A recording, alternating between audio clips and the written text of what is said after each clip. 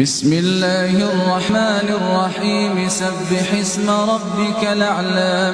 الذي خلق فسوى والذي قدر فهدى والذي أخرج المرعى فجعله غثاء نحوا سنقرئك فلا تنسى إلا ما شاء الله إنه يعلم الجهر وما يخفى ونيسرك لليسرى فذكر إن نفعت الذكرى سيذكر من يخشى ويتجنبها الأشقى الذي يصلى النار الكبرى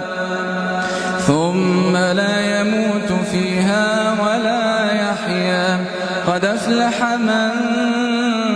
تزكى وذكر اسم ربه فصلى بل تؤثرون الحياة الدنيا والآخرة